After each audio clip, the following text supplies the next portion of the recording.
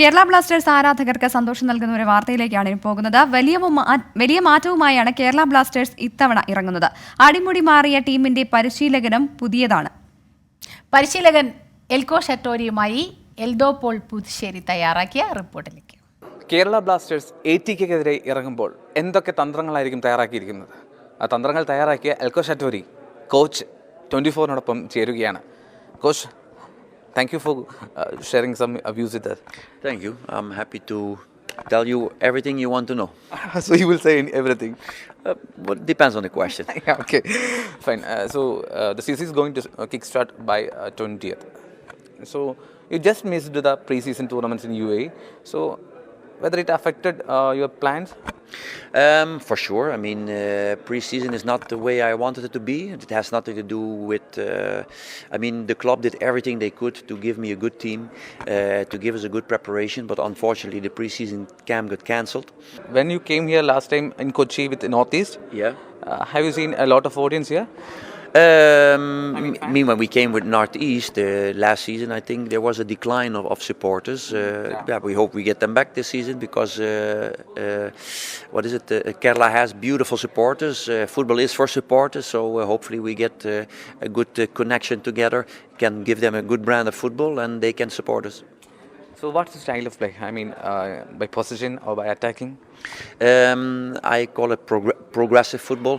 That means I like to play attacking football, but not at the cost of everything. People will say you play possession-based football. No, I like to keep the ball and go the right moment forward. I don't like to play long balls. That's not my style. But sometimes people say, "Oh, but we need to play forward." But if you play long balls and nothing happens, it's not good. And even the same thing if you play possession-based football and nothing happens, is good. So there has to be a good mix. And what I like is to dominate. And we will do the foreigners that we have. We have the ability to. But again, we need to have everybody fit. And it takes a time to build a team. And hopefully we get that time to make them play fantastic football. So are you happy with the players signed? Foreign players signed. The foreign players, we have good players for sure. Also good characters. As I said, unfortunately some injuries, but overall they have good qualities, a good mix of qualities. So I'm very happy with that. Yes. Okay. So what do you want to tell to the Kerala fans? Be there in good and bad times, same like a good marriage. We have a young team, young players, they also need time. A whole new team, so that means when a club starts from scratch, they got rid of all the foreigners last year, brought in all new foreigners, some new young players. So you can't, I said it many times before, the Taj Mahal was built, it took a lot of time, but it's still standing. It's the same with the team. Things take time, and hopefully we get that time, and I promise you I give it my all to make it a good possible season. Two more questions. One, what is the difference you feel between Northeast United and Kerala Blasters? That's a very tricky question because I would like to say certain things where I let me say like this. I think that our team has a good supporter base. Also, Northeast had a good supporter base, but both teams, Northeast last year never qualified and had huge expectations. It's the same here. We have huge expectations, and I'm just going to give it my best, and hopefully we'll get everything out of it. That's a tricky answer too.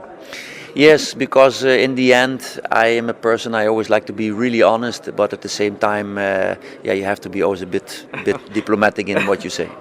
Really?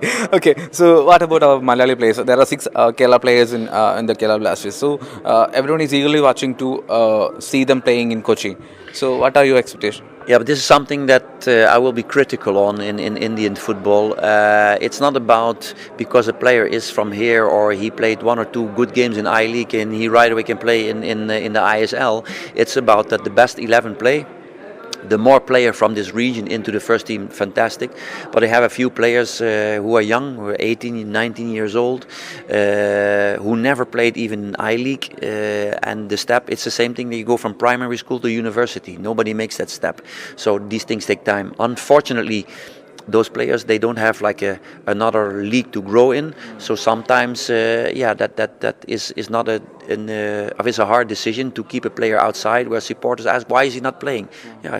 Because it takes time. Okay.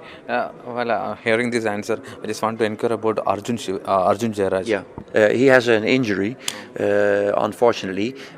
He has a good talent, has good qualities, but also for him to make that step from the I League to the what is it, ISL is big, especially midfielder. We have a lot of foreign midfielders, but at this moment he's injured, so hopefully he gets fit soon and we can start developing more.